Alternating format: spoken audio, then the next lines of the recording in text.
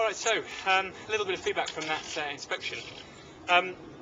Christ, they were both pretty active today.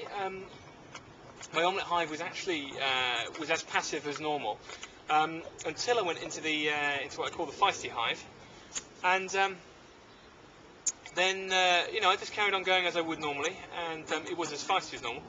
But then suddenly enough, they both started to really react, and the entrance to the hive was almost like it was swarming. Thousands of bees just moving and moving.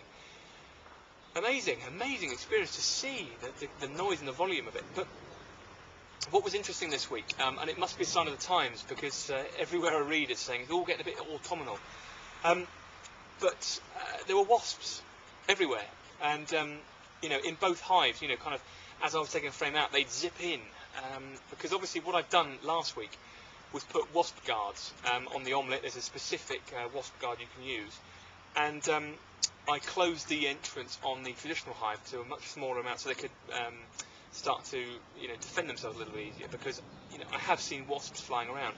But really telling today, seeing these wasps just flying, literally it was like watching Star Wars, and the enemies would zip into the little gullies in the spaceships.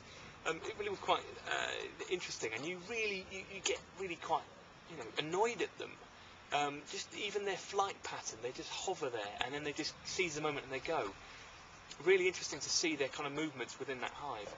But I mean, apart from that, I didn't see the queen in the traditional hive for the second week in a row, but I saw eggs going in there, but she's definitely not laying a lot now, which is another interesting thing. And I think part of the reason why I'm not getting any stored honey, because if she's not laying an egg, they're preparing for autumn and winter, and they're building stores within the brood.